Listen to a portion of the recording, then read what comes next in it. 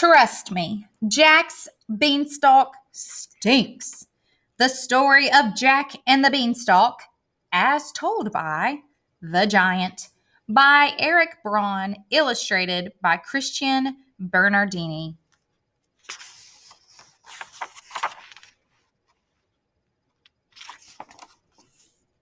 People think it's easy being a giant. You get to be rotten, grumpy, and loud.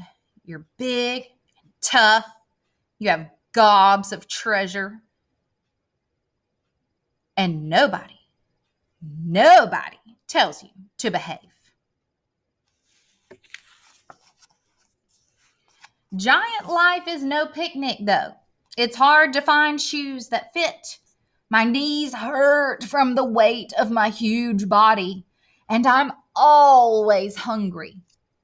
Always. But the worst thing? Humans.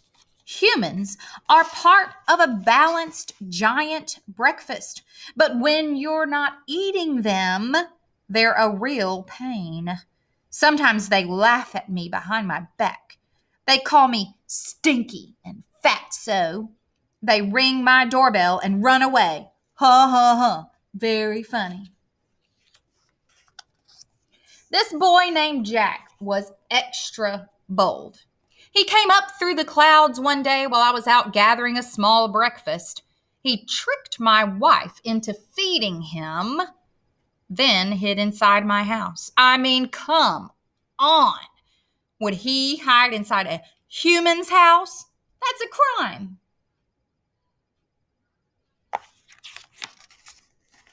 Well, he didn't trick me. I could smell him. He smelled delicious. Maybe you still smell that kitty casserole from supper last night. Fee, fi, fo, fum, I said. In giant, this means something like, go on home now, I promise I won't eat you. But he stayed in his hiding place, the little rat.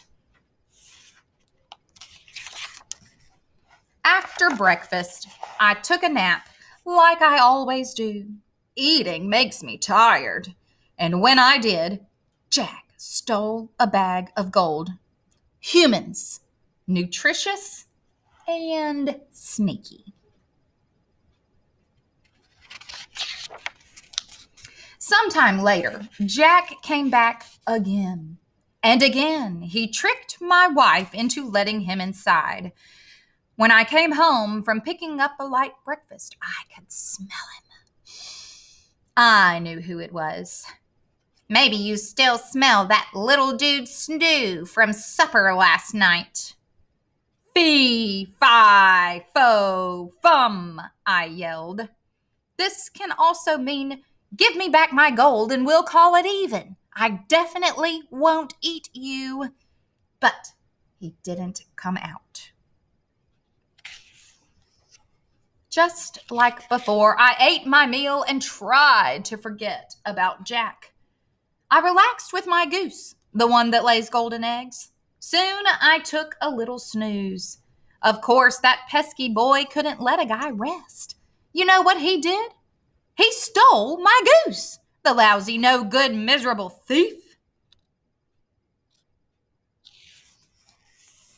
The last time Jack came around, I called out, fee, fi, fo, fum.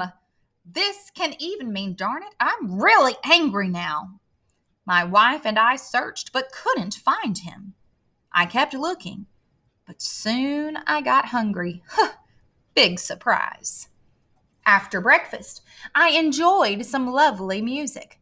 My golden harp sang to me, and the sound was even sweeter than boyberry pie.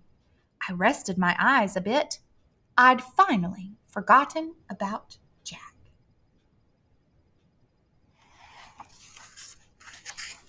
The next thing you know, my harp is calling, Master, Master! Jack was running off with it, and I thundered after. I almost caught up to them too, but they disappeared into the clouds. And there it was, a big beanstalk. Jack was climbing down it. Well, I'm a smart guy. I know a dangerous thing when I see it. I didn't want to go down there. No way. But then my harp called out again. So down I went. Down, down. Oh, that stalk was wobbly, but I kept going. The beanstalk shook once, twice, then toppled over. Jack had chopped it with an axe. I fell and broke my crown. That's an old-fashioned way of saying I whacked my head real good. Even if you're big, tough, giant, that hurts.